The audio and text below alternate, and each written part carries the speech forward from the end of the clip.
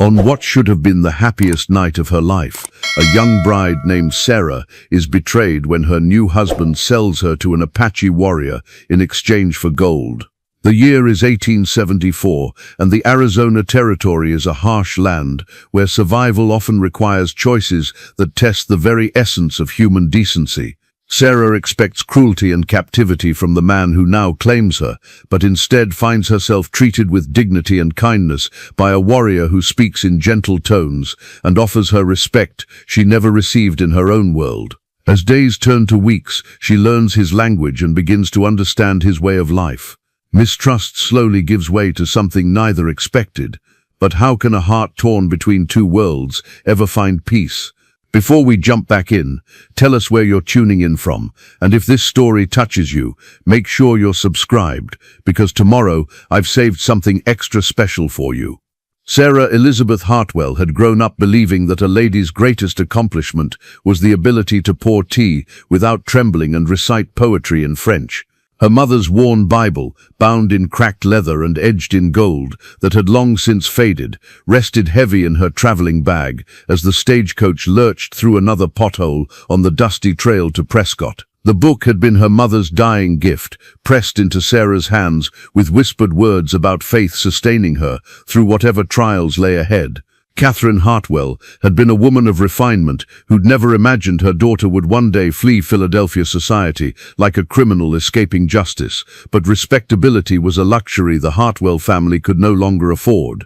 Her father's investments in railroad bonds had crumbled when the company went bankrupt, taking with it not only their fortune but their standing in Philadelphia's rigid social hierarchy. The shame had been unbearable, former friends crossing streets to avoid conversation, invitations that simply stopped arriving, creditors appearing at their front door with increasing frequency. Thomas Whitmore had appeared like salvation wrapped in a decent suit and bearing letters of introduction from mutual acquaintances. A businessman with mining interests in the Arizona Territory, he claimed to have made his fortune in silver and copper. More importantly, he needed a wife to help establish his respectability in frontier society, and he was willing to overlook the Hartwell family's recent financial difficulties. The arrangement had been concluded with the efficiency of a business transaction. Sarah's hand in marriage, in exchange for the settlement of her father's debts and a modest dowry that would allow her elderly father to live out his remaining years with dignity. She'd accepted because refusing meant watching her father face debtor's prison, and because at 22 she understood that damaged goods rarely received second offers. Thomas had been attentive during their brief courtship, bringing flowers and speaking of the opportunities that awaited them in the growing territories. He painted pictures of grand houses they would build, of the respect they would command in a society hungry for civilization and refinement. Sarah had allowed herself to believe in his vision, perhaps because the alternative was too frightening to contemplate. The journey west had taken 3 weeks of cramped stagecoaches, questionable meals at way stations, and nights spent in accommodations that would have horrified her former companions. Each mile had stripped away another layer of the life she'd known, until she felt as raw and exposed as the landscape that stretched endlessly beyond the coach windows. Thomas had grown quieter as they traveled, drinking more heavily at each stop and losing money in poker games with fellow travelers. The charming suitor who'd courted her in Philadelphia seemed to be disappearing, replaced by a man who grew increasingly agitated as they neared their destination. When she'd expressed concern about his gambling, he'd snapped at her with a viciousness that left her stunned and fearful. "You'll learn quickly enough that out here, a man does what he must to survive," he'd said, his words slurred by whiskey. "Your delicate sensibilities won't last long in Arizona, my dear. Best you start toughening up now." The Prescott they finally reached bore little resemblance to the thriving community Thomas had described. Dusty streets lined with rough-hewn buildings, saloons that never seemed to close, and an air of desperation that hung over everything like smoke. The women she glimpsed looked worn down by the harsh life, their faces aged beyond their years by wind and sun and hardship. Their wedding had been arranged for the day after their arrival, in a small church that smelled of sawdust and unfulfilled prayers. The preacher was a thin man with kind eyes who seemed genuinely pleased to perform a ceremony that didn't involve a shotgun or a rushed burial. Sarah had worn her mother's wedding dress, altered hastily by a local seamstress who clucked sympathetically over the fine fabric and delicate lacework. Standing at that makeshift altar, clutching her mother's Bible and trying to ignore Thomas's whiskey-scented breath, Sarah had promised to love, honor and obey a man she was beginning to suspect she didn't know at all. The ring he'd placed on her finger was too large, sliding loosely around her slender finger like a shackle that didn't quite fit. The few townsfolk who attended the ceremony offered polite congratulations, but she caught the way their eyes lingered on Thomas with something that might have been pity or warning. Later, she would remember those glances and wonder if they had known what was coming, if they had seen the signs that her sheltered upbringing had left her blind to recognize. The faded daguerreotype of her mother had traveled in Sarah's reticule through every mile of their westward journey, a small reminder of grace and wisdom in an increasingly graceless world. Catherine Hartwell's serene face gazed out from the silver-plated image, captured in better times, when the family's future had seemed secure, and Sarah's biggest concern was choosing the right gloves for Sunday service. During the long hours of travel, Sarah found herself studying that beloved face and hearing her mother's voice as clearly as if she sat beside her in the swaying coach. A lady's true strength, Catherine had often said, lies not in her ability to avoid hardship, but in how she conducts herself when trials come calling. At the time, Sarah had assumed her mother spoke of minor social embarrassments, or perhaps the loss of a favorite brooch. She had never imagined trials that would strip away everything familiar and safe. Thomas's transformation during their journey had been gradual but unmistakable. The courteous gentleman who had charmed her in Philadelphia society grew increasingly morose and distracted as they traveled west. He spent his evenings in saloons at every stop, returning to their modest lodgings with the smell of whiskey heavy on his breath and his temper frayed thin as worn cloth. "This damned territory will be the death of civilized men," he muttered one evening as they prepared to retire in yet another rough way station. "Nothing but heat and dust and savages waiting to scalp decent folk. Sometimes I wonder what madness possessed me to think I could make a life out here." Sarah had tried to comfort him, suggesting that perhaps their arrival in Prescott would lift his spirits, that establishing their own household would restore his optimism. But her words seemed to fall on deaf ears, and she noticed how his hands shook slightly when he thought she wasn't watching, how his eyes held a desperate quality that reminded her uncomfortably of her father during the worst days of their financial collapse. The town of Prescott, when they finally reached it, proved even more disappointing than Thomas's darkening mood had prepared her for. The main street was little more than a wide dirt track, lined with buildings that looked as if they'd been thrown together by men in a hurry to get somewhere else. The hotel where they took their wedding night room was a two-story structure that swayed ominously in the desert wind, its walls so thin that every conversation from neighboring rooms carried clearly through the rough-hewn planks. The local citizens they encountered were a mix of prospectors, merchants and drifters, all bearing the weathered look of people who'd learned to expect little from life and were rarely disappointed. The women she glimpsed seemed older than their years, their faces lined by sun and hardship, their manner cautious in a way that spoke of lessons learned through bitter experience. At the general store where they purchased supplies for their modest household, Sarah overheard two women discussing the recent Apache raids that had driven several families back east. "It's getting so a body can't feel safe more than a stone's throw from town," one whispered to the other. "My husband's talking about giving up the claim and heading back to Kansas before we end up like the Morrison family."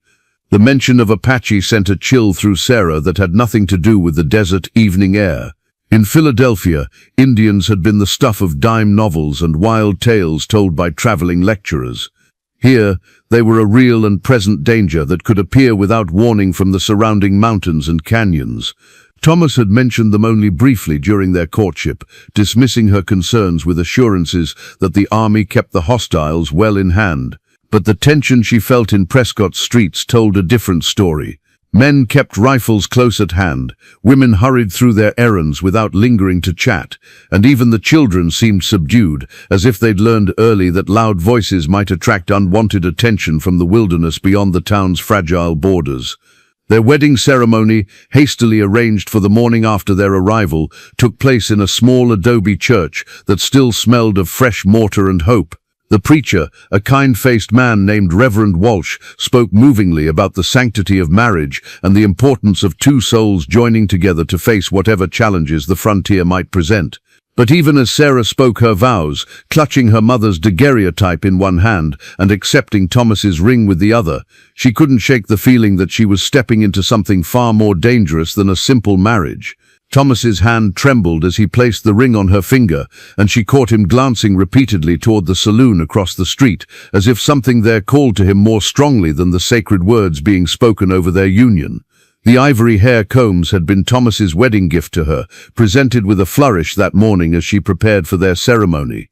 "Every bride deserves something beautiful on her wedding day," he'd said, his smile not quite reaching his eyes. The combs were delicately carved with tiny roses and leaves, probably expensive ones, though Sarah suspected they'd been purchased from some desperate soul at one of the many pawn shops that lined Prescott's main street.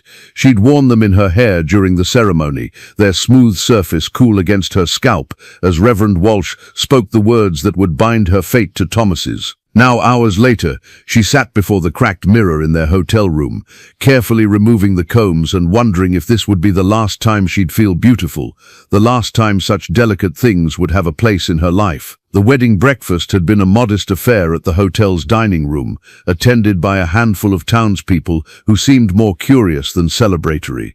Mrs. Patterson, the hotel proprietor's wife, had made an effort with wildflowers and a cake that tasted strongly of alkali water, but the forced cheer couldn't disguise the underlying tension that seemed to permeate everything in this harsh place. Thomas had grown increasingly agitated as the day wore on, checking his pocket watch with nervous frequency and casting longing glances toward the Silver Dollar Saloon across the street. When one of the local merchants invited him to join a friendly card game to celebrate his nuptials, Sarah had seen something desperate flash across her new husband's face.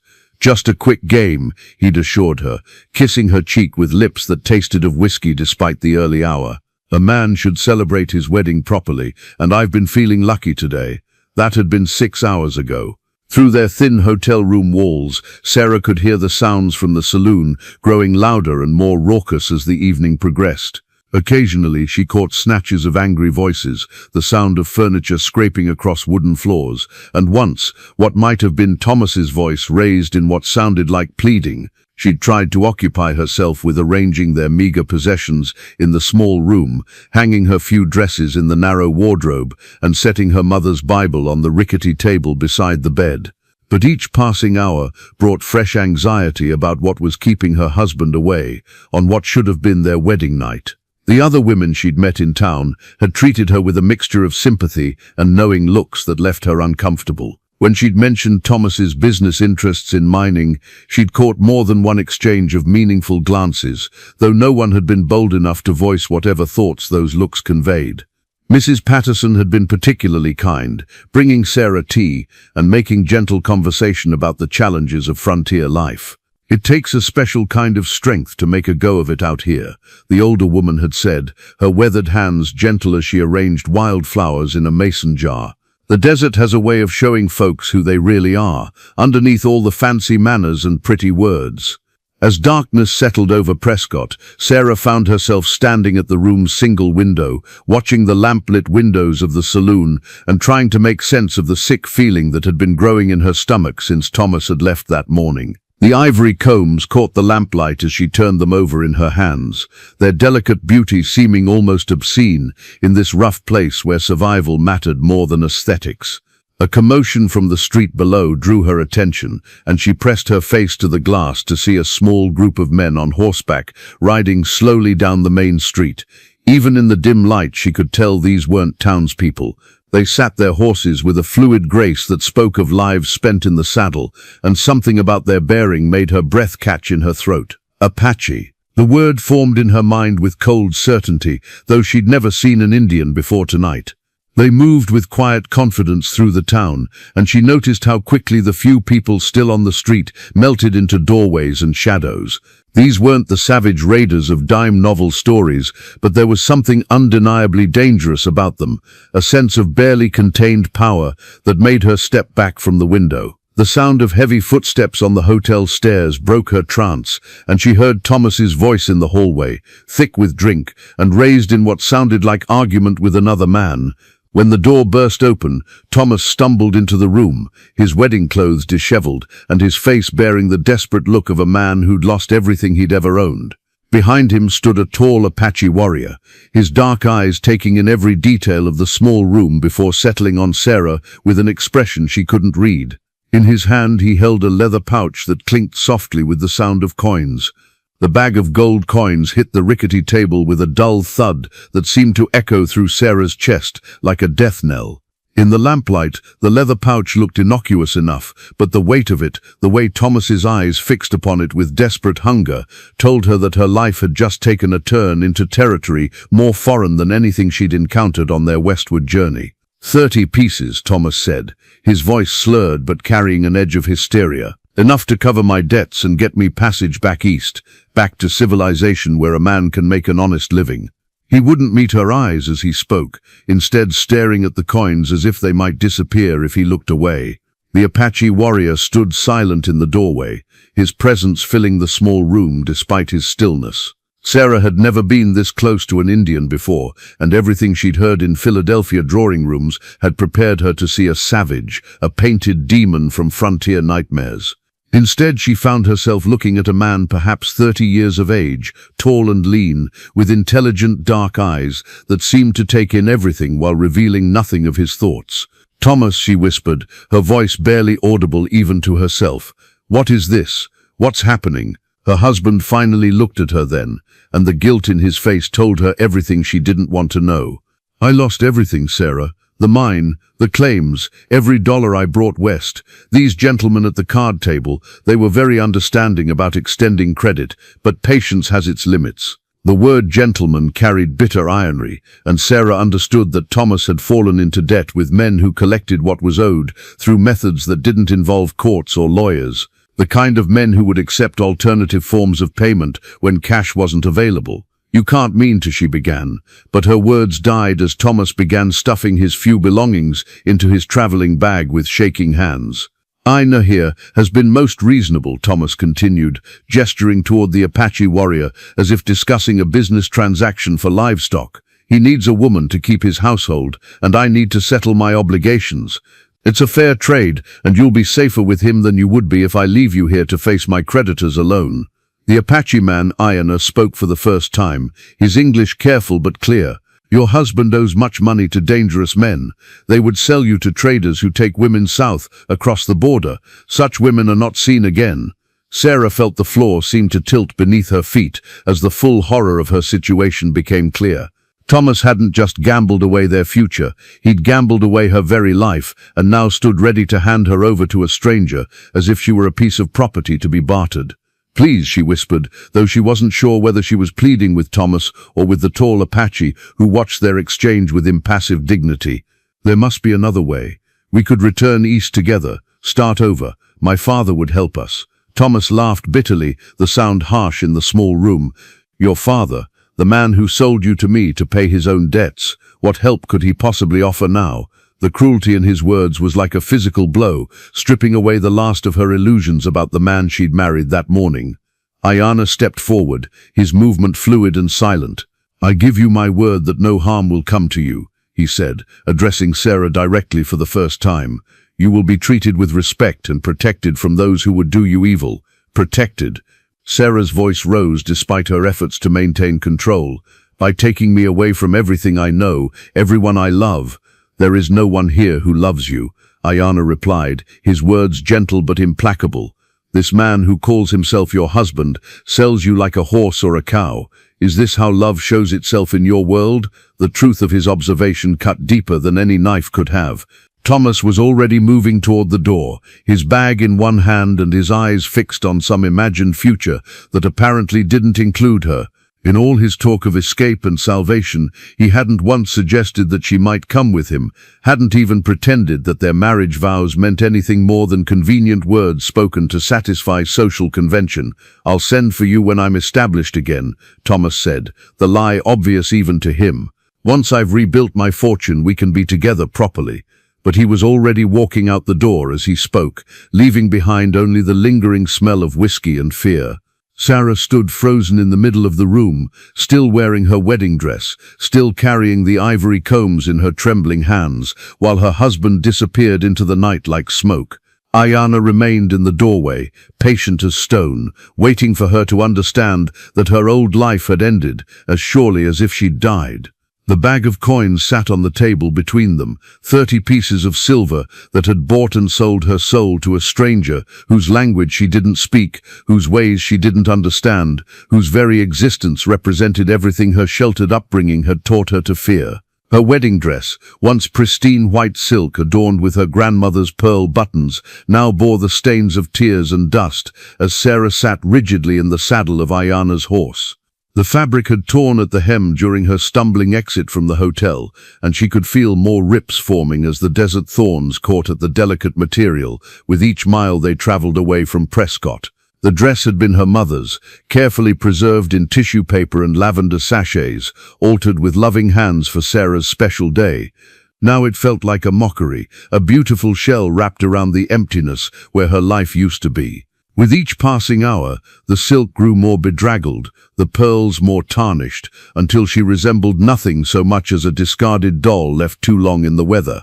Ayana rode beside her on his own mount, close enough to catch her if she swayed in the saddle, far enough away to avoid crowding her. He'd said nothing since they'd left the lights of Prescott behind, but Sarah was acutely aware of his presence, of the easy way he sat his horse, of how his dark eyes periodically checked on her welfare without seeming to stare. She had expected brutality, chains perhaps, or rough handling that would leave bruises to mark her captivity. Instead, Ayana had waited patiently while she gathered her few belongings, had helped her mount his spare horse with the same courtesy he might show a respected guest, and had set a pace that accommodated her inexperience in the saddle rather than his own desire for speed. The silence between them stretched like the desert landscape itself, vast and intimidating. Sarah's mind reeled with questions she lacked the courage to voice. Where was he taking her? What did he intend to do with her? Would she ever see another white face, hear another English word spoken with kindness? The stories she'd heard about Indian captives rushed through her memory unbidden. Tales of women driven mad by isolation, of tortures too terrible to speak aloud, of fates that made death seem like mercy. But the man riding beside her bore no resemblance to the savages of those lurid accounts. His clothing was well-made leather and cloth, his horse well cared for and responsive to the slightest touch of his hands. His weapons were clean and functional, rather than ceremonial, and his manner suggested a man accustomed to responsibility rather than random violence. As the night wore on and they climbed into the foothills beyond Prescott, Sarah found herself studying Ayana when she thought he wasn't aware of her attention. His face was weathered by sun and wind, marked by lines that spoke of a life lived outdoors, but there was intelligence in his features, a thoughtfulness that challenged every assumption her upbringing had instilled about his people. When her horse stumbled on loose rock, Ayana was instantly alert, his hand moving to steady her mount before she was even fully aware of the danger. "Careful," he said quietly, the first word he'd spoken since they'd left town. "The trail is uncertain in darkness." His English was heavily accented but clear, suggesting education or at least extensive contact with white settlers. This too surprised her. She'd been raised to believe that Indians were primitive, incapable of learning civilized languages or concepts. Yet here was evidence that contradicted those teachings, as surely as his gentle treatment contradicted the stories of savage brutality. They stopped near midnight beside a small spring that bubbled up from between granite boulders. Ayana dismounted first, then moved to help Sarah down from her horse. She flinched as his hands touched her waist, expecting roughness or inappropriate familiarity, but his grip was impersonal and careful, steadying her until she found her footing on the uneven ground. "You must drink," he said, gesturing toward the spring. "The desert takes water from the body quickly." Sarah's throat was indeed parched, though she hadn't been aware of it until he mentioned it. She knelt beside the water and cupped it in her hands, surprised by its sweet clarity. In Philadelphia, she'd drunk from crystal glasses filled by uniformed servants. Here, kneeling on rough stone with her ruined wedding dress spread around her like a tattered banner, she found the simple water more satisfying than the finest wine she'd ever tasted. Iona unsaddled the horses and hobbled them where they could graze on the sparse grass near the spring. His movements were economical and practiced, the actions of a man who'd made countless such camps. He built a small fire with wood gathered from dead scrub, the flames providing warmth against the desert's surprising chill. "You will sleep," he told her, producing a woven blanket from his pack. "Tomorrow we reach my people. Tonight you are safe." The blanket was softer than she'd expected, woven in patterns of red and black that seemed to shift and dance in the firelight. As she wrapped it around her shoulders, she caught a faint scent of sage and something else, something that spoke of wind and open spaces and freedom. "Why?" she asked suddenly, the word torn from her before she could stop it. Why did you buy me?" Iona looked at her across the small fire, his dark eyes reflecting the flames. For a long moment he said nothing, and Sarah thought he might not answer at all. When he finally spoke, his words were measured, careful. "There are wolves among your people, just as there are among mine. Sometimes the only way to save the lamb is to take it from the wolf's territory." The Apache blanket that had sheltered Sarah through the night carried the scent of wood smoke and sage when she woke to unfamiliar sounds echoing off canyon walls. Somewhere nearby, children were laughing, women were calling to one another in a musical language she didn't understand, and horses were nickering softly as they were led to water. The peaceful domestic sounds were so far from what she'd expected that for a moment she wondered if she might still be dreaming. Iona's camp lay hidden in a narrow canyon, whose red stone walls rose like cathedral spires toward a ribbon of blue sky. A stream wound through the canyon floor, lined with cottonwoods that provided blessed shade from the desert sun.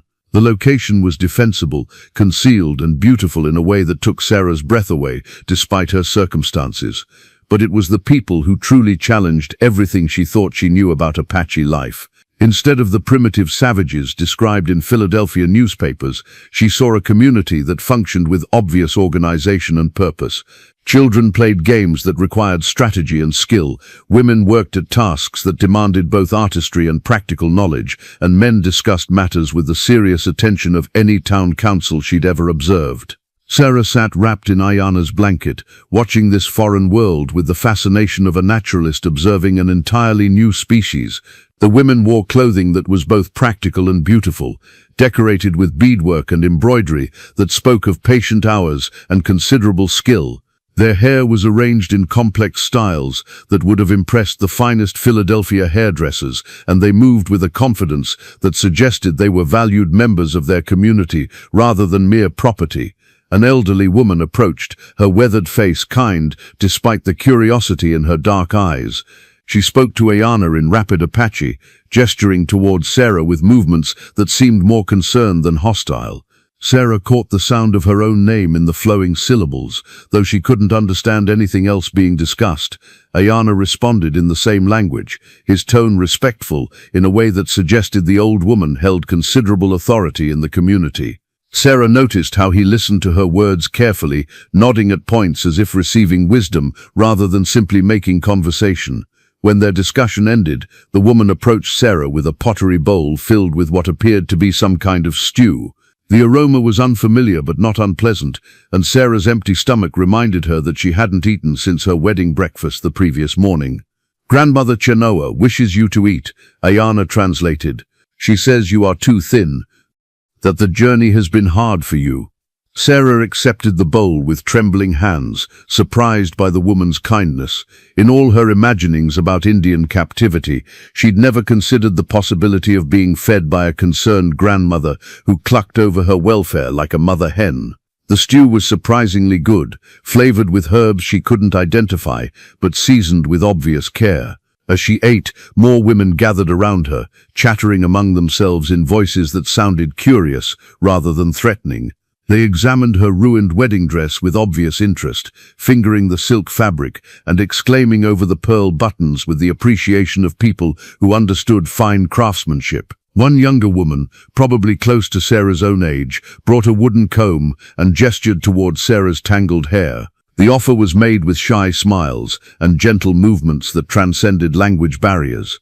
When Sarah nodded her acceptance, the woman began working through the knots with patient care, her touch so gentle that Sarah found herself relaxing despite her circumstances. Children crept closer as the women worked, their dark eyes wide with curiosity about this strange, pale visitor. They whispered among themselves and giggled at responses Sarah couldn't understand, but their interest seemed more akin to wonder than fear. One bold little girl reached out to touch Sarah's hair, marveling at its texture and color, before scampering back to her friends with excited chatter. As the morning progressed, Sarah found herself drawn into the rhythm of camp life, despite the language barrier. The women included her in their circle through gestures and smiles, showing her how they prepared food, worked leather, and tended to the endless tasks that kept their community functioning.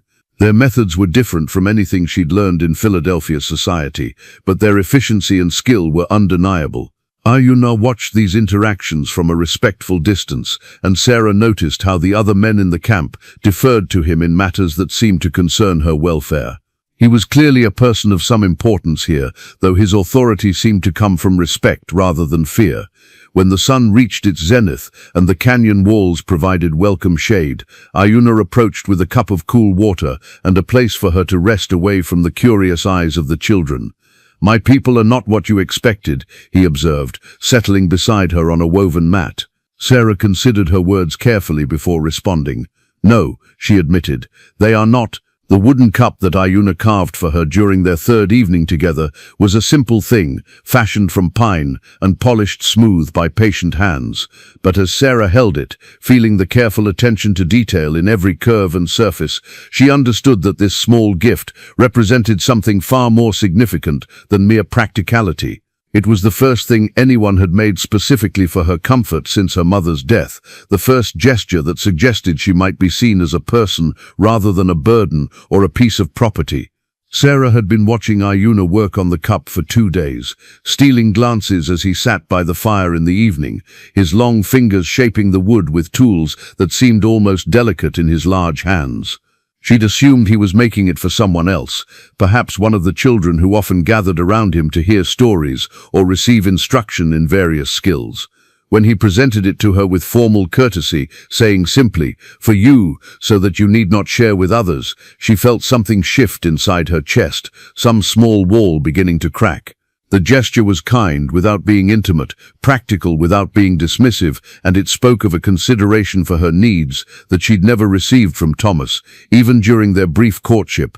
The days in the Apache camp had settled into a rhythm that was both foreign and oddly comforting. Sarah woke each morning to the sound of the stream and the gentle voices of women beginning their daily tasks. Grandmother Chenoa had taken particular interest in her welfare, bringing her food and beginning to teach her Apache words through patient repetition and gentle correction. "Water," the old woman would say, pointing to the stream. "Chew." She would wait for Sarah to repeat the word, nodding encouragingly when the pronunciation was close enough to be understood. "Chew," Sarah would echo, and slowly, word by word, she began to build a vocabulary that allowed her to participate more fully in the life around her. The children delighted in teaching her new words, giggling when she mispronounced them and cheering when she got them right. Ayana himself proved to be an unexpectedly thoughtful teacher. In the evenings, when the camp settled into quiet conversation around small fires, he would sit near her and speak of his people's ways, translating conversations and explaining customs that might otherwise have remained mysterious. "Among my people," he told her one evening as they watched children playing a complex game with stones and sticks, "children are treasured not because they belong to their parents, but because they belong to the future.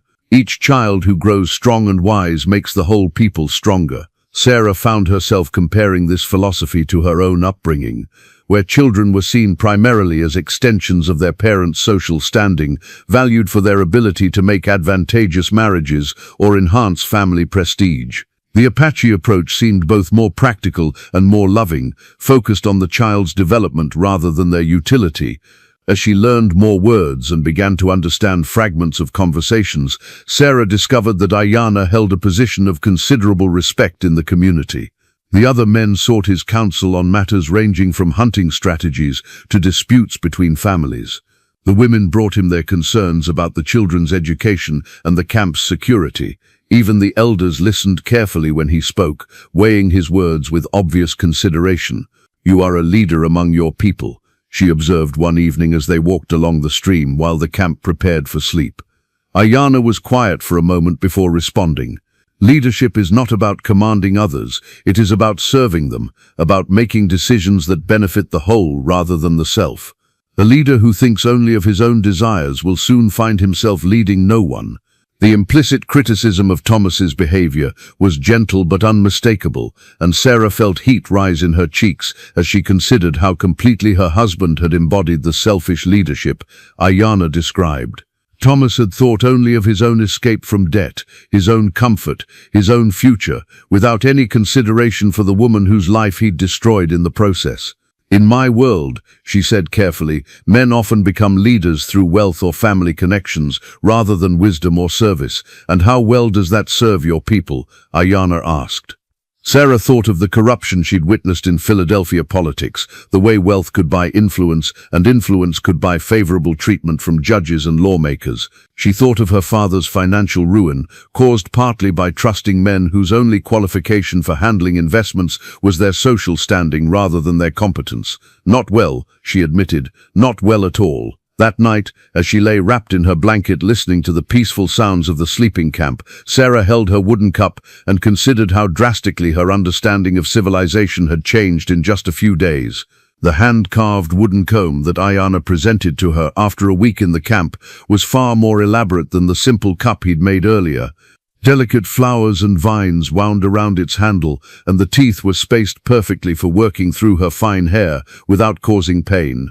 Sarah held it in the firelight, marveling at the hours of careful work it represented, and felt something warm and unfamiliar stir in her chest. "You made this for me?" she asked, though the answer was obvious from the way he watched her examine it, the quiet satisfaction in his dark eyes. "Your hair is beautiful," he said simply. "It should not suffer because you lack the proper tools to care for it." The compliment, delivered without pretense or expectation, made Sarah's cheeks warm. Thomas had never commented on her appearance, except to criticize some aspect of her dress or demeanor that might reflect poorly on his social standing. This simple acknowledgement of her beauty, offered with no apparent agenda beyond kindness, left her momentarily speechless. Their conversations had grown longer and more complex as Sarah's vocabulary improved.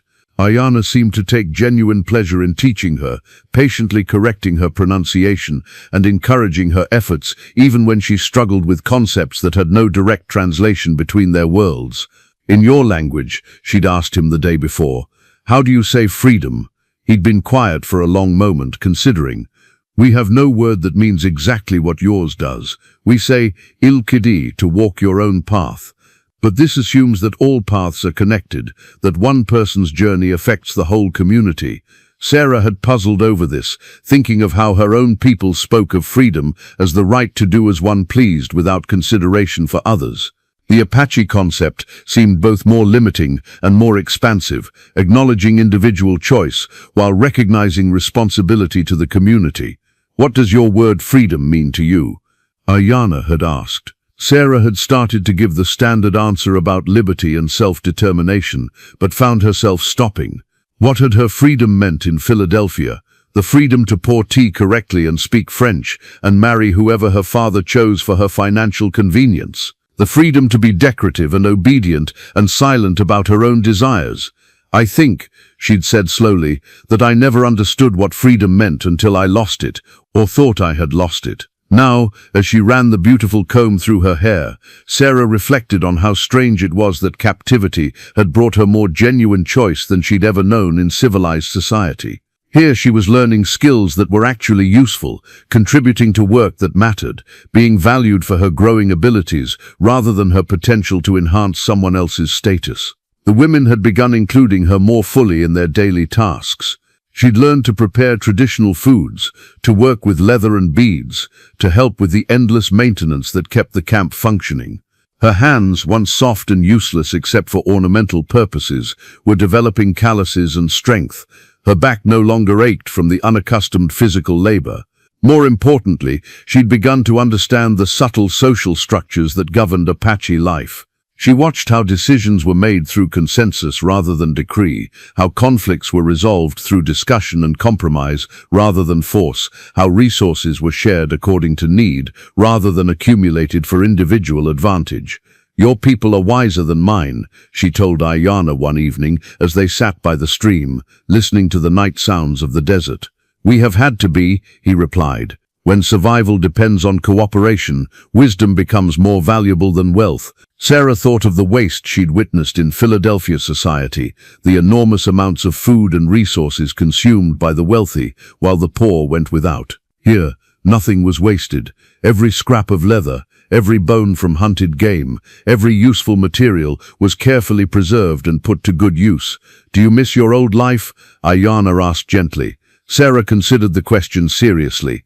Did she miss the beautiful dresses that required servants to help her dress? The elaborate meals that she'd eaten without ever considering their cost or preparation? The social calls and tea parties that filled her days with meaningless chatter about people she didn't particularly like? "I miss my mother," she said finally, "and I miss feeling safe about the future. But the life itself, the days filled with nothing important, no, I don't think I miss that at all." "What did bring you happiness in that life?" "Reading," Sarah said immediately. "Learning new things. Sometimes I would sneak books from my father's library, books that ladies weren't supposed to read. History and science and philosophy. I wanted to understand how the world worked, not just how to ornament it properly." Ayana smiled, the expression transforming his usually serious face. "Here, understanding how the world works is not forbidden to women. Knowledge belongs to whoever can use it wisely." The medicine pouch that hung from Ayana's belt contained herbs and remedies that Sarah had never imagined could exist. When the desert fever struck her in the second week of her stay, leaving her weak and delirious with heat that seemed to burn from within, she expected to die far from home, with no one to mourn her passing. Instead, she found herself receiving care that was both more skilled and more tender than anything she'd experienced from Philadelphia's finest physicians. The illness had come suddenly, as desert sickness often did. One morning she'd felt perfectly well, helping grandmother Chenoa prepare corn for grinding. By afternoon she was shivering despite the blazing sun, and by evening her fever was so high that she barely recognized the concerned faces gathered around her bedding. Ayana had knelt beside her, his large hand cool against her burning forehead, and she'd seen something in his dark eyes that looked very much like fear. "The desert tests all who come to live here," he'd told her quietly. "But you are strong. You will survive this." For 3 days he'd tended her with a devotion that surprised everyone in the camp, including Sarah herself. He'd prepared teas from plants whose names she couldn't pronounce, medicines that tasted bitter but seemed to draw the fire from her blood. He'd bathed her face with cool water when the fever peaked, and covered her with extra blankets when the chills took hold. Most remarkably, he'd talked to her through the worst of it, his voice low and steady, telling her stories of his people and his land, keeping her anchored to consciousness when the fever threatened to carry her away entirely. She'd learned things in her delirium that she might never have heard in health, intimate details about his childhood, his training as a warrior, the losses that had shaped him into the man he'd become. "My wife was called Morning Star," he'd told her during one long night when sleep seemed impossible. "She died of the spotted sickness that your people brought to our lands. Our children died with her. For 3 years after, I thought the sun would never bring me joy again." The grief in his voice had penetrated even her fever-clouded mind, and she'd understood then why he'd sometimes seemed so distant, why his kindness carried an edge of careful protection. He'd loved deeply and lost everything, and now he was caring for another white woman who might also be taken from him by forces beyond his control. "I'm sorry," she'd whispered, the words inadequate but heartfelt. "It is the way of things," he'd replied. "We love, we lose, we learn to love again. The alternative is to become stone, and stones cannot protect anything that matters." As her fever broke and strength slowly returned, Sarah found herself seeing Ayana with new eyes. The attention he'd paid to her care went far beyond duty or even kindness. There had been genuine fear in his face when she was at her worst, genuine relief when the crisis passed. He'd tended her as a man tends someone precious to him, and the realization both warmed and frightened her. "Why?" she asked him on the morning she was finally able to sit up without assistance. "Why did you care for me so carefully?" I'm nothing to you, a stranger thrust into your life by circumstances neither of us chose. Ayana was quiet for a long moment, considering his words with the care he brought to all important matters. When I first saw you in that room with your husband, you looked like Morning Star did when the soldiers brought her to me, broken and afraid but not defeated. I thought perhaps the spirits had sent you to me for reasons I did not yet understand. And now I think perhaps they sent me to you. The medicine pouch that had provided her healing remedies also contained other items, she learned as her recovery progressed. Small stones from places that held spiritual significance, bits of wood from trees struck by lightning, fragments of pottery from ancestors long dead. It was a collection of power and memory, carried close to the heart by a man who understood that healing involved more than just the body. Your medicine is more effective than anything our doctors know, Sarah told him as she felt her strength fully returning. Your doctors treat sickness as an enemy to be defeated, Ayana replied. We treat it as a message to be understood. The body speaks to us of imbalances that must be corrected, of spirits that must be appeased, of harmony that must be restored. Sarah thought of the harsh treatments she'd received in Philadelphia for minor ailments, the bleeding and purging that seemed designed to punish the body rather than heal it. Compared to the gentle effectiveness of Apache medicine, her own people's methods seemed both primitive and cruel. Will you teach me, she asked, about your medicines, your healing ways? If you wish to learn, Ayana said, and she heard approval in his voice. Knowledge shared is knowledge strengthened. The beaded headband that the Apache women presented to Sarah was more than decoration. It was a symbol of acceptance that marked her transition from outsider to member of the community. The intricate pattern of blue and white beads formed symbols she was only beginning to understand, but Grandmother Chenoa had explained that they represented protection, wisdom, and new beginnings. You are no longer the frightened bird who came to us, the old woman had said through Ayana's translation as she placed the headband on Sarah's hair. You are becoming one of us, learning our ways, contributing to our strength. The ceremony had been simple but moving, conducted with the same quiet dignity that characterized all Apache rituals Sarah had witnessed. The women had gathered in the evening light, sharing stories and laughter as they worked on their various crafts. When Grandmother Chenoa had produced the headband and called Sarah forward, she'd felt tears prick her eyes at the unexpected honor. Sarah's integration into the camp's daily life had accelerated dramatically since her recovery from the desert fever. No longer content to be a passive observer, she'd thrown herself into learning every skill the women were willing to teach. Her hands, once soft and useless for anything but ornamental purposes, now bore the calluses and small scars that came from useful work. She'd learned to tan hides with a mixture of brain and liver that would have horrified her Philadelphia sensibilities, but produced leather softer than anything she'd ever owned. She could start a fire with flint and steel, prepare corn in a dozen different ways, and identify the plants that provided medicine, food, and materials for weaving.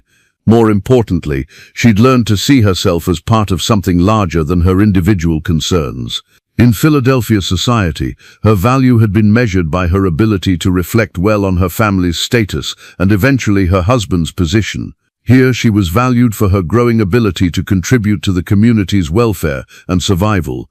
The Apache women had accepted her with a generosity that still amazed her. They'd been patient with her fumbling attempts at their language, encouraging her efforts even when she made mistakes that sent the children into fits of giggles. They'd shared their knowledge freely, teaching her not just practical skills, but the stories and traditions that gave meaning to daily tasks. In my world, Sarah told Ayana one evening as they walked along the stream, women are taught that we must compete with each other for men's attention and approval. Here your women seem to work together to support each other. Competition has its place, Ayana replied thoughtfully, but not in matters of survival.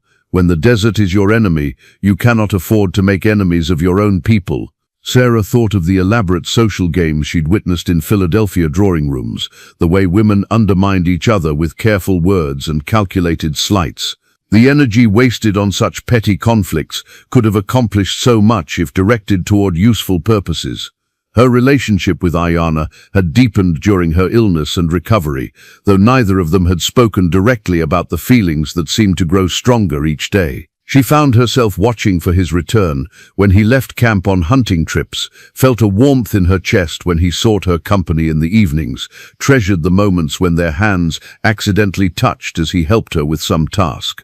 But she also felt the weight of her situation, the knowledge that she was technically his property, bought and paid for like livestock. The kindness of her treatment didn't change the legal reality of her position, and she wondered sometimes if her growing feelings were real, or simply the natural response of someone who'd been treated with unexpected decency after experiencing betrayal. "What am I to you?" she asked him one evening, the question emerging before she could stop it. "Am I truly your captive or something else?" Ayana was quiet for a long moment, his dark eyes reflecting the fire's dancing light. "You came to me as captive," he said finally, "but captivity is not a permanent condition. It is something that can be changed by choice and time and mutual respect. And what would change it? When you no longer wish to leave, you will no longer be captive," he said simply. The answer was both more and less than she'd hoped for. It suggested that her freedom was in a sense her own to choose, but it also implied that leaving remained an option he would honor. The thought of returning to her former world, to a society that now seemed both alien and artificial, held no appeal. But the thought that she might be staying only because she had nowhere else to go troubled her deeply. "Do you want me to stay?" she asked, her voice barely above a whisper. "I want you to choose freely," Ayana replied. "A choice made from fear or desperation is not truly a choice at all." The beaded headband felt warm against her forehead as she considered his words, a tangible reminder that she had found acceptance and purpose here that had never existed in her previous life. The crumpled letter that arrived with a traveling trader 3 weeks after Sarah's recovery changed everything she thought she understood about her situation. The paper was stained and wrinkled from its journey, addressed in Thomas's familiar scrawl to whoever might be interested in the whereabouts of Sarah Whitmore. The trader, a grizzled man named Jake, who dealt in everything from Apache ponies to information, handed it to Ayana with obvious reluctance. "Found this posted at the trading post near Tucson," Jake said, his weathered face grim. "Figured you should know what that snake's been saying about your woman." Sarah felt her blood chill as Ayana read the letter silently, his expression growing darker with each line.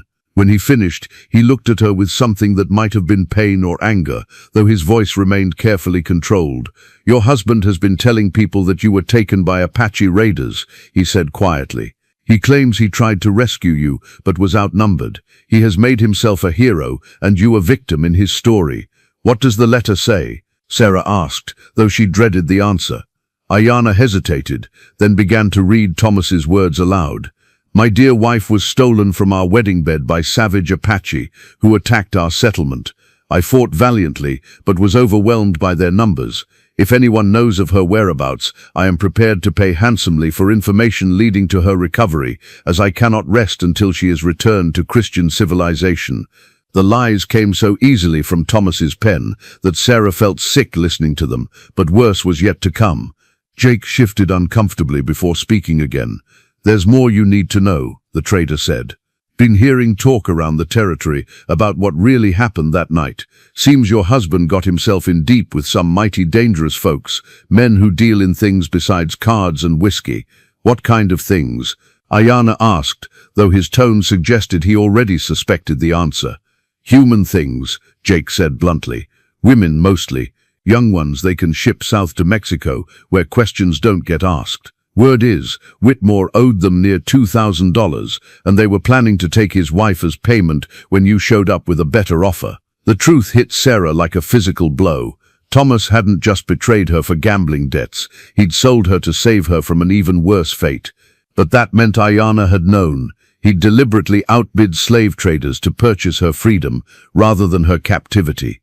"You knew," she whispered, looking at Ayana with new understanding. "You knew what those men intended to do with me." Ayana's silence was answer enough. The noble Apache warrior who'd treated her with such careful respect, who'd tended her through illness and taught her his people's ways, who'd given her freedom to choose her own path, he'd been her rescuer all along, not her captor. "Why didn't you tell me?" she asked, her voice breaking. "Would it have mattered?" he replied gently. "Would knowing the full extent of your husband's betrayal have made your situation easier to bear?" You had enough pain to carry without adding that burden. Jake cleared his throat uncomfortably. There's one more thing. Those men Whitmore owed, they ain't the type to forgive a debt just because the collateral got away. They're still looking for ways to collect, and they ain't particular about how they do it. The implications hung heavy in the desert air. Even here, hidden in the Apache stronghold, Sarah wasn't truly safe from the consequences of Thomas's greed and cowardice. The men he'd borrowed from were the kind who viewed human lives as negotiable currency, and they wouldn't consider the debt settled just because their preferred payment had slipped through their fingers. They'll keep looking, Sarah said, the realization settling over her like a shroud. Let them look, Ayanna said, his voice carrying the quiet menace of a man accustomed to protecting what he valued. They will find only death if they venture into our territory, seeking what belongs to us. The possessive note in his voice sent warmth through Sarah's chest, even as the danger chilled her. She belonged to them now, to this community that had accepted her, to this man who had risked his own safety to save her from a fate she was only now beginning to understand. Thank you, she said quietly, the words inadequate for the debt she owed him. There is nothing to thank me for, Ayanna replied. I did what any man of honor would do when faced with such cruelty. But Sarah knew better. In her world, in the supposedly civilized society she'd come from, how many men would have risked their own lives and resources to save a stranger? How many would have treated their purchase with such respect and dignity? How many would have given her the freedom to choose her own future rather than simply claiming what they'd paid for? The crumpled letter lay between them like a bridge between her old life and her new one, proof of the lies that had defined her past and the truth that was shaping her future. The silver bracelet that Ayanna placed on Sarah's wrist 3 days after the letter's arrival was unlike anything she'd ever seen. Delicate bands of silver were woven together in patterns that seemed to shift and flow in the light, and tiny turquoise stones were set at intervals that followed no European design she could recognize. When she asked about its significance, Ayanna's answer left her breathless with possibility and terror in equal measure. Among my people, he said, his fingers gentle as they fastened the clasp, such a bracelet is given when a man wishes to declare his intentions toward a woman. It means that his heart has chosen, even if his voice has not yet found the courage to speak the words. Sarah stared at the bracelet, feeling its weight on her wrist like a physical manifestation of the emotions that had been growing between them for weeks. The revelation about Thomas's betrayal and Ayanna's true role as her rescuer had changed everything, stripping away the last barriers between gratitude and something far deeper and more dangerous. Your intentions? She whispered, though her heart was beating so loudly she could barely hear her own voice. To court you properly, Ayanna replied, his dark eyes serious. To win your affection honestly, without the shadow of obligation or debt between us.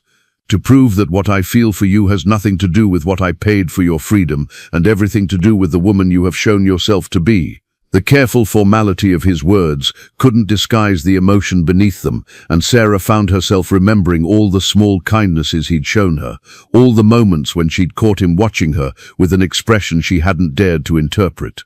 The cup he'd carved for her comfort, the comb he'd made for her beauty, the patient hours he'd spent teaching her his language and his people's ways, all of it had been courtship, she realized, conducted with a respect and dignity that Thomas had never shown her even during their engagement. But I'm still married, she said, the words tasting like ash in her mouth. Whatever Thomas is, however he's betrayed me, the law still considers me his wife. White man's law, Ayanna said quietly. But what does your heart consider you? The question hung between them like a challenge. In the eyes of the legal system that had shaped her upbringing, she was indeed still Thomas Whitmore's property, bound to him by vows that apparently meant nothing to him, but everything to the society that had created them. But here, in this hidden canyon where different laws prevailed, where her worth was measured by her contributions rather than her legal status, what did those distant rules matter? My heart considers me a woman who was sold like livestock by a man who never loved her, Sarah said slowly. A woman who found kindness and respect among people she'd been taught to fear. A woman who has learned what it means to be valued for herself rather than her usefulness to someone else's ambitions. Ayanna moved closer, close enough that she could see the hope and uncertainty warring in his expression. And what does your heart say about the man who values you? Sarah looked at him, really looked at him. seeing not the savage of her childhood nightmares, but a man of intelligence and honor who had risked everything to save a stranger, who had shown her patience when she was afraid, kindness when she was sick, and respect when she was vulnerable, a man who had given her freedom when he could have demanded obedience, who had taught her skills that made her useful rather than ornamental, who had never once treated her as anything less than an equal, despite the circumstances that had brought them together. My heart says that such a man deserves honesty in return for all the honesty he has shown me, she replied, her voice growing stronger with each word. It says that what I feel for you frightens me because it is real in a way that nothing in my previous life ever was. It says that I have never been courted by a man who saw me as a person rather than a prize, and that I don't know how to respond to such unprecedented respect. The smile that spread across Ayana's face was like sunrise breaking over the canyon walls, transforming his usually serious expression into something radiant with joy and relief. "Then we will learn together," he said. "There is no shame in not knowing how to do something that has never been done to you before." They sat together in comfortable silence for a while, Sarah turning the bracelet on her wrist and marveling at how such a simple piece of jewelry could represent such a profound shift in her understanding of herself and her possibilities. The silver caught the firelight and threw it back in patterns that seemed to dance with their own life, and she thought about how different this courtship gift was from Thomas's ivory combs, given with genuine affection rather than calculated charm, meant to honor her rather than obligate her. "There will be challenges," Ayana said eventually, his voice serious again. "My people will need to formally accept you as my intended wife. There are ceremonies, traditions, ways of doing things that cannot be rushed or ignored, and the men who are still looking for me, that danger remains," he acknowledged. "But it is a danger we will face together if you choose to stay, if you choose to accept what I offer." Sarah touched the bracelet again, feeling its warm weight against her skin. "What exactly are you offering?" "A life lived as equals," Ayana said simply. "Partnership instead of ownership. Love given freely rather than demanded as duty. A chance to build something together that honors both our traditions and creates something new." The offer was everything she had never dared to dream of, and everything that terrified her most about stepping completely away from the world she had known. The eagle feather that Grandmother Chenoa pressed into Sarah's hands carried weight far beyond its physical substance. The old woman's eyes were serious as she explained, through Ayana's careful translation, that the feather was a symbol of the choice that lay before her, a choice that would determine not just her own future, but the harmony of the entire community. "The eagle sees all from its place in the sky," Grandmother Chenoa said, her weathered fingers closing Sarah's hands around the feather's shaft. "It chooses where to hunt, where to nest, where to make its life. But once the choice is made, the eagle does not look back with regret. It flies forward with purpose." The tribal council had been called to address Sarah's permanent status among the people. Word of Ayana's courtship gift had spread through the camp, and traditional protocols demanded that the community formally consider whether a white woman could truly become one of them, whether her presence would strengthen or weaken the bonds that held them together in an increasingly hostile world. Sarah had spent the 3 days before the council in careful preparation, learning the proper words and gestures that would accompany her request to remain permanently among the Apache. Grandmother Chenoa and the other women had coached her patiently, helping her understand the deeper meanings behind the ceremonies and the weight of the commitment she was asking to make. "This is not like the marriages of your people," one of the younger women, Singing Bird, had explained. "When you marry among us, you marry not just the man but the people. Your children will be Apache. Your loyalty will be to our ways. Your enemies will be our enemies, and ours will be yours." The implications were sobering. By choosing to stay, by accepting Ayana's courtship and the community's acceptance, Sarah would be closing the door on any possibility of returning to her former life. She would become, in every meaningful sense, Apache, with all the dangers and isolation that such an identity carried in the Arizona territory of 1874. The council itself would take place that evening around the sacred fire at the center of the camp. The elders would hear her speak, would question her understanding of what she asked, would judge whether her commitment was genuine or merely the desperate choice of someone with nowhere else to go. "What if they refuse me?" Sarah asked Ayana as they walked along the stream in the afternoon before the ceremony. Then I will honor their decision, he replied, though she could hear the pain such an outcome would cause him. The welfare of the people must come before the desires of any individual, even mine. And what if they accept me, but I discover I cannot truly leave my old world behind? Ayana stopped walking and turned to face her fully. Then you will leave, and I will understand that some bridges cannot be built across such different worlds. His willingness to let her go, even now when their feelings had been declared, only made Sarah love him more. Thomas had tried to control her through obligation and social pressure, had made her feel trapped by duty and convention. Ayana offered her freedom to choose, even if that choice might break his heart. As the sun began to set, painting the canyon walls in shades of red and gold, Sarah found herself thinking about the woman she had been when she first arrived here. That frightened girl in her torn wedding dress seemed like a stranger now, someone who had lived a half-life of careful obedience and empty pleasures. The woman she had become, strong, capable, valued for her contributions rather than her appearance, felt more real than anyone she had ever been before. I need to tell you something, she said to Ayana as they prepared to return to camp for the ceremony. Before I speak to the council, before I make this choice public, you need to know that what I feel for you has nothing to do with gratitude or circumstance. He waited silently for her to continue, his dark eyes patient and encouraging. I love you, Sarah said, the words feeling both foreign and utterly natural on her lips. Not because you saved me, not because you've been kind to me, not because I have nowhere else to go. I love you because you see me as I truly am and value what you see. I love you because you've shown me what partnership means, what respect looks like, what it feels like to be treasured rather than owned. The smile that spread across Ayana's face was radiant with joy and relief. And I love you, he replied, because you chose to see past your fear and find the truth beneath it. Because you learned our ways not to please me, but to find your own place among us. Because you are brave enough to become who you were meant to be. The eagle feather in Sarah's hand seemed to grow warmer as they embraced, as if the great bird's spirit approved of the choice she was about to make. The sacred fire burned brighter than Sarah had ever seen it, its flames reaching toward the star-filled sky, as if carrying the words spoken around it directly to the spirits who watched over the Apache people. The entire community had gathered in a circle around the blaze, their faces solemn in the dancing light as they prepared to hear Sarah speak her choice and judge whether it came from a true heart. Elder Standing Bear, the oldest man in the community, rose first to address the assembly. His voice carried the weight of decades as he spoke in formal Apache, his words translated quietly by Ayana for Sarah's understanding.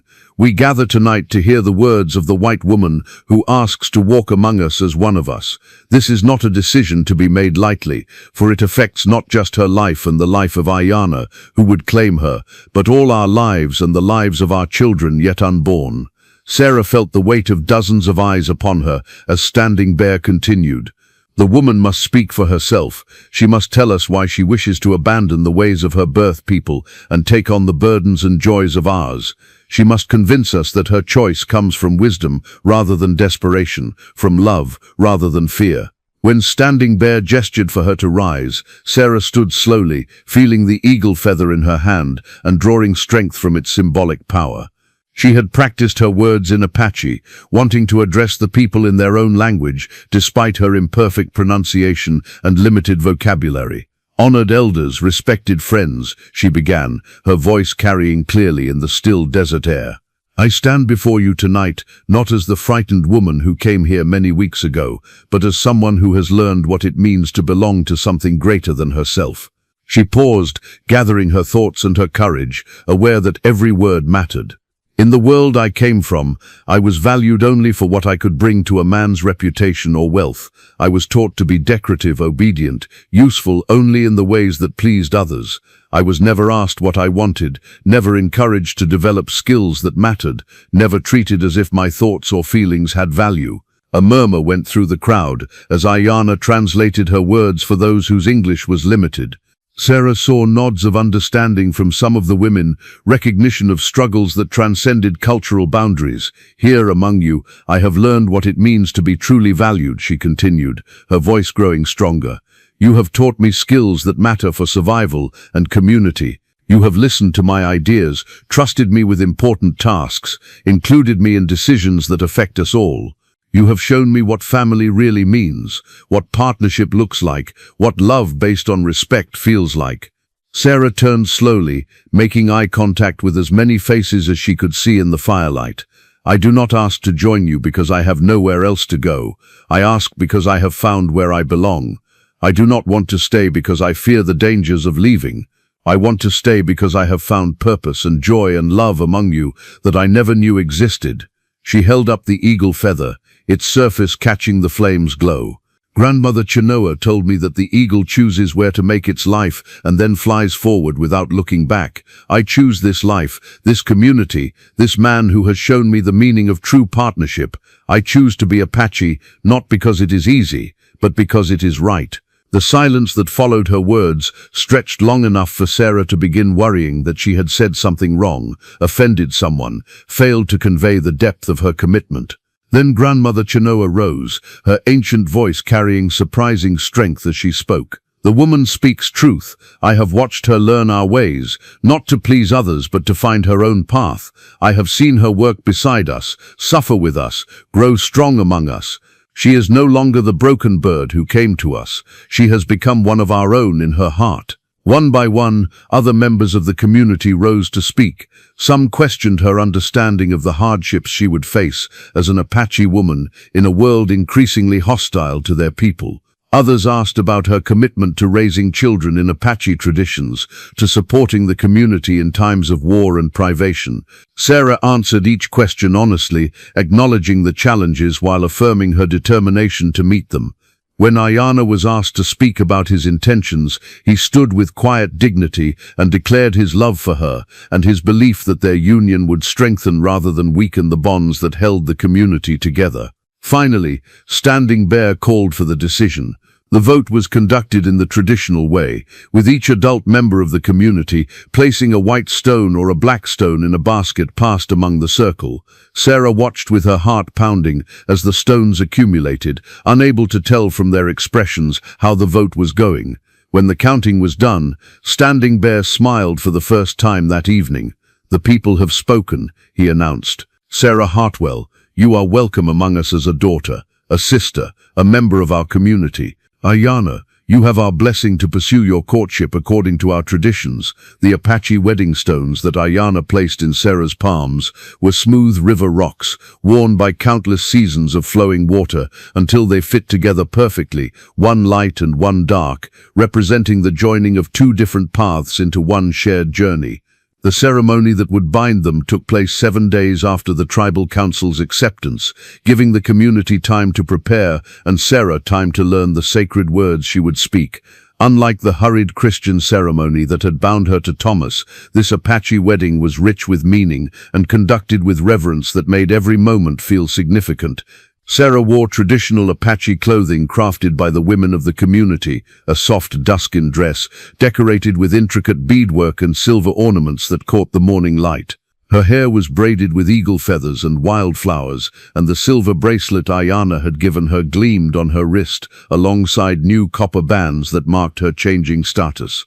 Grandmother Chenoa had spent hours teaching Sarah the deeper meanings behind each element of the ceremony. "Marriage among our people is not just the joining of two individuals," the old woman had explained. "It is the weaving together of families, the strengthening of community bonds, the creation of new possibilities for the future." The ceremony took place at dawn when the canyon walls caught the first light and painted everything in shades of gold and rose. Standing Bear spoke the opening words, calling upon the spirits of the four directions to witness and bless the union about to be created. Then Ayana and Sarah each spoke their vows, not in the formal English phrases Sarah had memorized from her first wedding, but in Apache words that carried the weight of genuine commitment. "I choose you not because law or family demands it," Sarah said in careful Apache, her pronunciation guided by weeks of practice, "but because my heart has found its home in yours. I promise to walk beside you, not behind you, to share your burdens and your joys, to honor your people as my people, your traditions as my traditions." Ayana's vows in return were simple but profound. "I promise to cherish your strength, not try to diminish it, to value your thoughts, not silence them, to stand with you against whatever dangers may come, and to love you for who you are, not who I might wish you to become." The exchange of the wedding stones was the ceremony's heart. Sarah and Ayanna held the smooth rocks together between their joined hands, while Standing Bear spoke the words that would bind their lives. As these stones were shaped by the same waters, made smooth by the same current, fitted to rest perfectly together, so may your lives be shaped by shared experiences, smoothed by mutual understanding, and fitted to support each other through all the seasons to come. When they released the stones into a small pottery bowl that would rest in their future lodge as a reminder of their commitment, Sarah felt something shift inside her chest, as if her heart had finally found its proper rhythm after years of beating to someone else's time. The celebration that followed was unlike anything from Sarah's former world. There was dancing and singing that went on for hours, food shared freely among all present, stories told by the elders about successful marriages and the wisdom gained through partnership. Children ran among the adults with laughter that echoed off the canyon walls, and even the camp dogs seemed infected by the general joy. But what moved Sarah most was the genuine warmth with which the community welcomed her fully into their midst. Women who had been kind but cautious now embraced her as a sister. Men who had watched her with careful evaluation now included her in conversations about the future welfare of the community. Children who had been curious about the strange white woman now climbed into her lap with the easy affection reserved for beloved relatives. As the sun set and the celebration moved into its quieter evening phase, Sarah found herself sitting beside Ayanna, near their own small fire, the wedding stones resting in their bowl nearby. She wore his wedding gift around her neck now, a necklace of silver and turquoise that had belonged to his grandmother, passed down through generations of Apache women who had loved and been loved. "Do you have any regrets?" Ayanna asked quietly, his hand finding hers in the firelight. Sarah considered the question seriously, thinking of the life she had left behind, the world she had rejected. The woman she had been before Thomas's betrayal had forced her to discover who she really was. "I regret that it took betrayal and pain to bring me here," she said finally. "I regret that I spent so many years living a half-life, never knowing what I was missing, but regret this choice, regret you, regret the woman I've become, never." Ayanna lifted their joined hands and kissed her knuckles gently. "Then we begin our married life without shadows from the past, only light looking toward the future." "Our future," Sarah corrected, and smiled at how right those words felt in her mouth. The new moccasins that Sarah wore on her first morning as a married Apache woman were soft as whispers against her feet, crafted by Singing Bird as a wedding gift and decorated with patterns that told the story of journeys begun and destinations found. Each step she took in them felt purposeful in a way that her delicate Philadelphia slippers never had, designed for walking real paths rather than drawing room carpets. The morning routine of married life among the Apache was both familiar and entirely new. Sarah woke before dawn in the lodge she now shared with Ayanna, a structure they had built together with help from the community in the days before their wedding. The lodge was simple but comfortable, its buffalo hide walls decorated with geometric patterns that held meaning for both their individual histories and their shared future. While Ayanna tended to the horses and checked the snares he'd set for small game, Sarah joined the other women at the stream for the daily gathering of water and washing. But now she was included in conversations that had previously been conducted around her rather than with her, asked for her opinions on matters ranging from the best herbs for treating children's fevers to strategies for preserving meat through the hot summer months ahead. "Marriage suits you," Grandmother Chenoa observed as they worked together to prepare the morning meal. "You move with more confidence now, speak with more authority. This is good. A woman who knows her own worth makes a stronger partner." Sarah smiled as she ground corn for the day's bread, her hands moving with the practiced efficiency that months of learning had developed. "I feel more myself than I ever have," she admitted. "Strange to say, since I'm living so differently from anything I ever imagined." "Perhaps," the old woman said thoughtfully, "this is because you are finally living as yourself, rather than as what others expected you to be." The observation carried truth that Sarah was still learning to fully understand. In Philadelphia, she had been daughter, then bride, then wife, roles defined by other people's needs and expectations. Here, she was simply Sarah, valued for her own contributions and allowed to develop her own strengths. The morning brought its usual tasks and small challenges. A child had fallen and scraped her knee badly enough to need attention, giving Sarah a chance to practice the healing skills she'd been learning from the medicine women. Two of the young men had disagreed about hunting territories, requiring mediation from the elders that Sarah was now qualified to observe and occasionally contribute to.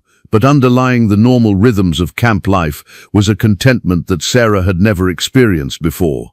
Work felt meaningful when it contributed to the welfare of people she cared about. Decisions mattered when they affected a community she belonged to. Even the simple domestic tasks of maintaining their lodge and preparing meals carried satisfaction because they were chosen rather than imposed. Ayana returned near midday with 2 rabbits and news from the scouts who watched the approaches to their hidden canyon. "No sign of the men who seek you," he reported quietly as they shared their noon meal. "But Standing Bear thinks we should remain cautious. Such men do not forget debts easily." Sarah nodded, though the threat from Thomas's creditors seemed increasingly distant and unreal compared to the immediate reality of her new life. "Are you worried?" she asked. "I am prepared," Ayana replied, the distinction clear in his voice. "There is a difference between worry, which serves no purpose, and readiness, which serves survival." After the meal, Sarah spent time with some of the younger women, teaching them English words while they taught her more complex Apache phrases. The language exchange had become a regular part of her routine, valuable for both practical and cultural reasons. As tensions with white settlers increased, knowledge of English could prove crucial for negotiations or intelligence gathering, while Sarah's growing fluency in Apache deepened her connection to her adopted people. "You speak like one of us now," Yellow Bird, one of the teenagers, told her with obvious approval, not like someone translating thoughts from another language. The compliment pleased Sarah more than any praise for her appearance or accomplishments ever had in her former life. To think in Apache, to dream in Apache, to express her deepest feelings in the language of her chosen people, these were achievements that mattered in ways that playing piano or speaking French never had. As evening approached and the community gathered for the shared meal that ended each day, Sarah found herself reflecting on how completely her definition of a successful day had changed. Instead of measuring success by social calls made or proper appearances maintained, she now measured it by useful work accomplished, relationships strengthened, skills improved, and contributions made to the common good. The new moccasins carried her through her first full day as an Apache wife, with comfort and confidence, each step taking her further along a path she had chosen freely and would walk with pride for whatever days remained to her in this harsh but honest land. The shared lodge that Sarah and Ayana had built together stood as solid proof of what could be accomplished when two people truly worked as partners. 6 months after their wedding, the buffalo hide walls were weathered but strong, the interior organized with the efficiency that came from mutual respect and understanding. Sarah's few remaining possessions from her old life, her mother's Bible, the faded daguerreotype, a silver locket, rested alongside Ayana's medicine pouch and ceremonial items on a shelf that represented the blending of their histories into something new. The winter had been hard but not harsh, the kind of season that tested resolve without breaking spirits. Sarah had proven herself through the difficult months, contributing skills that complemented rather than competed with those of the other women, offering perspectives that enriched rather than challenged the community's traditional wisdom. Her hands bore the calluses and small scars of useful work, her face the weathered look of someone who lived outdoors, her bearing the confidence of a woman who knew her place and valued it. On this particular morning, as spring brought new green to the canyon walls and the promise of easier times ahead, Sarah stood outside their lodge, watching Ayana work with the horses. His movements were as graceful and efficient as ever, but she noticed how he sometimes turned to catch her eye, how his serious face would soften into a smile when their gazes met, how even the mundane tasks of daily life became opportunities for small expressions of affection. "You look thoughtful," Grandmother Chenur observed, approaching with the slow but steady gait that had carried her through more than 70 winters. "Are you reflecting on the journey that brought you here?" Sarah smiled, settling beside the old woman on a flat stone that caught the morning sun. I was thinking about how strange it is that the worst day of my life led to the best life I could have imagined. The spirits work in ways that often surprise us, Chenera agreed. What seems like disaster may be the door opening to destiny. They sat in comfortable silence for a while, watching the activity of the camp as it prepared for another day. Children played games that taught skills they would need as adults. Women worked at tasks that kept the community fed and sheltered. Men discussed plans for hunting and defense with the serious attention that survival demanded. It was a life that required everyone's contribution, where individual welfare and community welfare were inseparably linked. Do you ever wonder what would have happened if things had been different? Chenera asked. If your first husband had been an honorable man, if you had lived a conventional life among your own people, Sarah considered the question carefully. Sometimes, she admitted, but I think I would have spent my whole life feeling like something was missing, never knowing what it was. I was raised to be ornamental, to live through other people's accomplishments. I would have grown old without ever discovering my own strength or purpose. And now I know who I am, Sarah said simply. I know what I'm capable of, what I value, what kind of life has meaning for me. I know what love feels like when it's based on respect and partnership rather than obligation and ownership. Ayana approached as they talked, settling on the ground near Sarah's feet with the easy intimacy of a man comfortable in his relationship. The scouts report all clear beyond the canyon mouth, he told them, no sign of trouble approaching. The threat from Thomas's creditors had faded over the winter months, though it never disappeared entirely. Such men had long memories and patient hatred, but they also had other concerns and easier targets. Sarah had learned to live with the possibility of danger, without letting it dominate her thoughts or limit her choices. I've been thinking, Sarah said to Ayana, about writing a letter to my father, to let him know that I'm alive and well, that I've found happiness he never could have arranged for me. Ayana nodded thoughtfully. And what would you tell him? That his daughter died the night she was sold like livestock, Sarah replied, but a new woman was born from her ashes. That sometimes the greatest kindness is being forced to discover your own strength. As the sun climbed higher and the day's work beckoned, Sarah rose to join the other women in their morning tasks. But first, she paused to look around the canyon that had become her home, at the people who had become her family, at the man who had shown her what genuine partnership looked like. The frightened girl who had arrived here in a torn wedding dress seemed like someone from another lifetime now. In her place stood a woman who knew her own worth, who contributed meaningfully to her community, who was loved for who she truly was, rather than what she represented to others. Sarah had found more than refuge in this hidden canyon. She had found herself, and in doing so, had discovered what it truly meant to be free.